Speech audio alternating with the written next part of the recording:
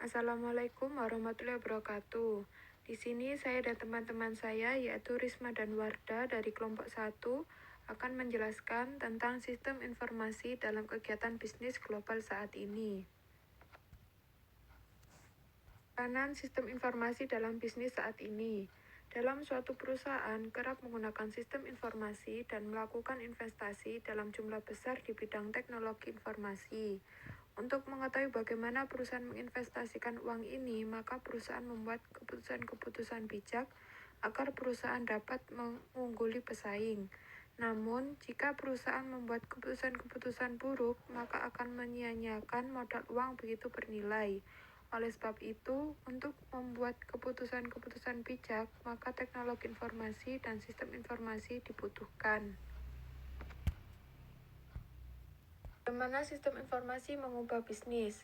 Pada tahun 2012, terdapat 122 juta orang di Amerika Serikat mengakses internet menggunakan telepon genggam, di mana jumlah tersebut adalah setengah dari total populasi pengguna internet. Saat ini, terdapat 184 juta warga Amerika Serikat memiliki toko online dan 150 juta pembelian dilakukan secara online. Setiap hari, sekitar 67 juta warga Amerika Serikat mengakses internet untuk mencari produk ataupun jasa. Hal tersebut membuat jumlah pembaca surat kabar terus menurun. Lebih dari 150 juta orang membaca portal berita online dan lebih dari jutaan orang Amerika Serikat membaca situs yang lain maupun video online. Pengembangan sistem informasi dalam bisnis juga diminta untuk merasakan dan merespon perubahan sistem informasi. Bisnis mulai menggunakan fitur-fitur jejaring sosial untuk berhubungan dengan karyawan, pelanggan, dan manajernya di seluruh dunia. Selain itu, banyak juga perusahaan Fortune 500 telah mendaftar di laman Facebook, Twitter, dan lain-lain. Baru apa saja yang terdapat dalam sistem informasi? Bidang teknologi dalam hal ini mengalami 3 perubahan. Yang pertama, perkembangan platform digital mobile. Yang kedua, pertumbuhan organisasi bisnis yang membutuhkan data besar. Yang ketiga, pertumbuhan cloud computing, di mana semakin banyaknya perangkat lunak pendukung bisnis yang hadir. Selain itu, terdapat perubahan-perubahan yang terjadi seperti perubahan perilaku manajemen, pengorganisasian pekerjaan, koordinasi, serta sistem penilaian pun berubah. Perubahan ini melibatkan karyawan bekerja sebagai tim dalam suatu proyek, menjadikan situs jejaring sosial sebagai fasilitas menyelesaikan pekerjaan.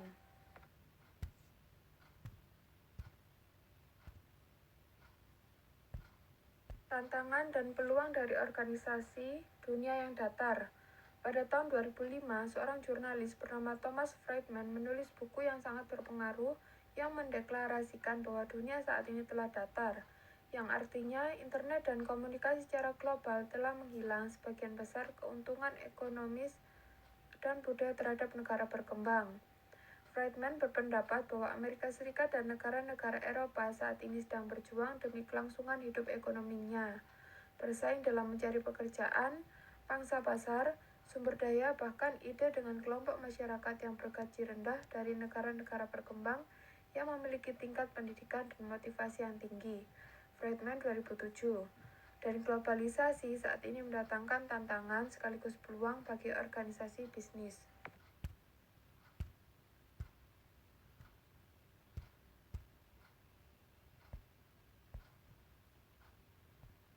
Berkembangnya perusahaan digital. Perusahaan digital dapat diartikan sebagai suatu organisasi yang menjalankan hampir setiap kegiatan bisnisnya seperti berhubungan dengan pelanggan, pemasok, dan karyawan lainnya secara digital. Dalam perusahaan digital, setiap informasi yang dibutuhkan untuk menunjang keputusan bisnis utama tersedia setiap saat dan di mana saja. Di masa sekarang, sudah banyak perusahaan yang menjalankan setiap aspek bisnisnya dengan menggunakan internet. Tujuan bisnis strategis dari sistem informasi. Secara spesifik, terdapat 6 tujuan bisnis strategis yang mendorong perusahaan bisnis untuk berinvestasi dalam jumlah besar di bidang sistem informasi. Yang pertama ada keunggulan operasional. Perusahaan berusaha meningkatkan efisiensi kegiatan operasionalnya dengan tujuan meningkatkan keuntungan perusahaan. Yang kedua ada produk, layanan, dan model bisnis baru. Teknologi dan sistem informasi merupakan perangkat utama bagi perusahaan untuk menciptakan produk dan layanan baru. Hal demikian juga berlaku bagi model bisnis yang masih baru.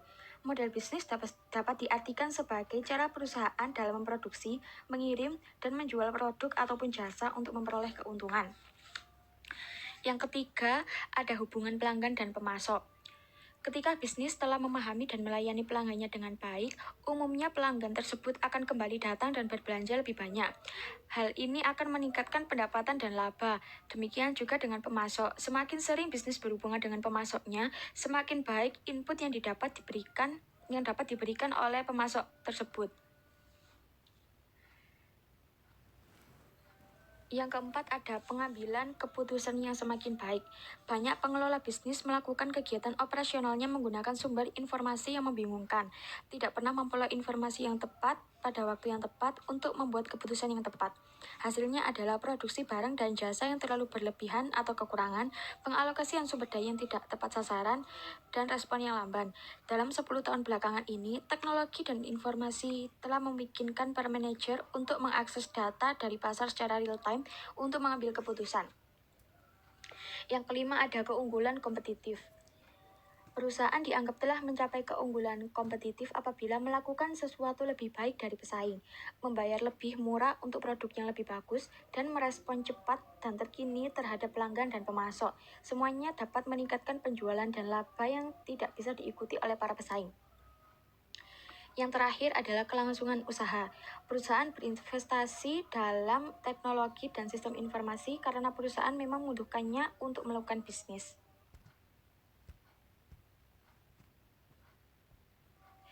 Perspektif dalam sistem informasi. Secara teknis, sistem informasi dapat didefinisikan sebagai serangkaian yang saling berhubungan yang mengumpulkan atau mendapatkan, memproses, menyimpan, dan mendistribusikan informasi untuk mendukung pengambilan keputusan dan pengawasan di dalam sebuah organisasi.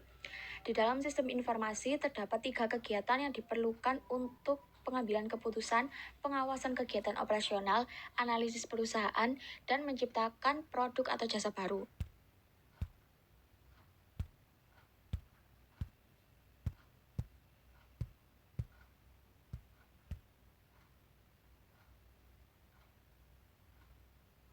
Tiga kegiatan dalam sistem informasi tersebut adalah yang pertama ada input, yaitu kegiatan mengumpulkan data dari dalam ataupun luar organisasi.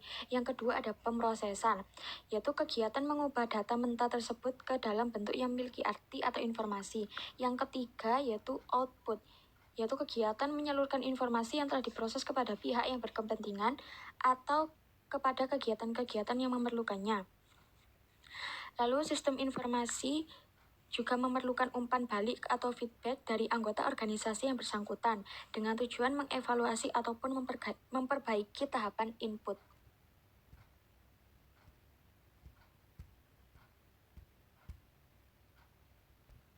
Dimensi sistem informasi yang pertama ada organisasi. Organisasi memiliki struktur yang terdiri atas tingkatan dan keahlian yang berbeda-beda. Struktur biasanya akan menggambarkan dengan jelas pembagian kerja, wewenang, dan tanggung jawab dalam organisasi bisnis diatur sebagai sebuah hierarki atau struktur piramida. Tingkatan atas dari hierarki tersebut terdiri atas manajerial, profesional, dan karyawan teknis. Sedangkan tingkatan terendah terdiri atas pekerja operasional atau pelaksana. Yang kedua, ada manajemen. Tugas manajemen adalah berusaha memahami berbagai situasi yang dihadapi perusahaan, mengambil keputusan, dan merumuskan tindakan untuk menyelesaikan permasalahan yang dihadapi oleh organisasi. Yang ketiga, ada teknologi informasi, yaitu salah satu dari banyak perangkat yang digunakan manajer dalam mengantisipasi perubahan.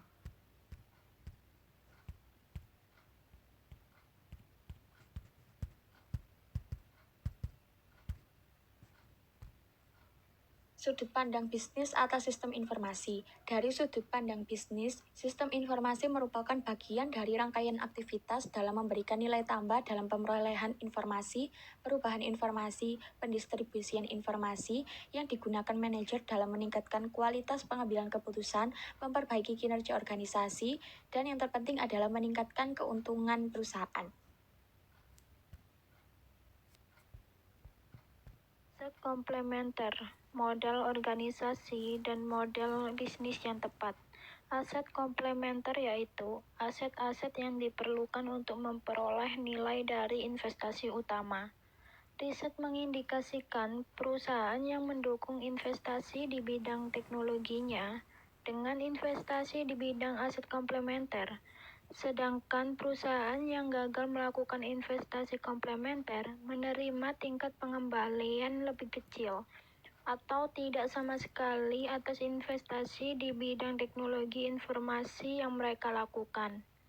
Kunci dari investasi komplementer dalam organisasi yaitu budaya bisnis yang mendukung efisiensi dan efektivitas, model bisnis yang sesuai, proses bisnis yang efisien, pendistribusian wewenang, hak pengembalian keputusan yang didistribusikan dengan tepat, dan tim pengembang sistem informasi yang kuat.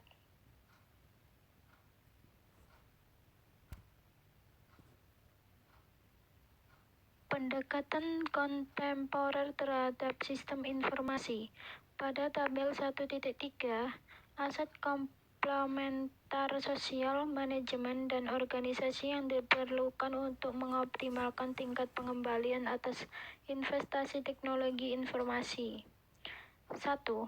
Aset organisasi, yaitu budaya organisasi yang mendukung terwujudnya efisien dan efektivitas. 2. Model bisnis yang sesuai. 3. Proses bisnis yang efisien. 4. Pendistribusian wewenang. 5. Pendistribusian hak pengembalian keputusan. 6. Tim pengembang sistem informasi yang kuat.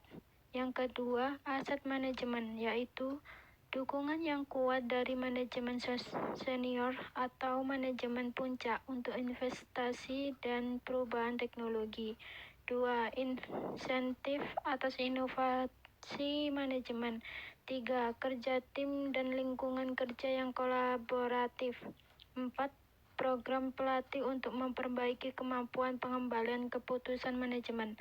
5. Budaya manajemen yang menghargai fleksibilitas dan pengembalian keputusan berdasarkan pengetahuan. Yang terakhir, aset sosial. 1.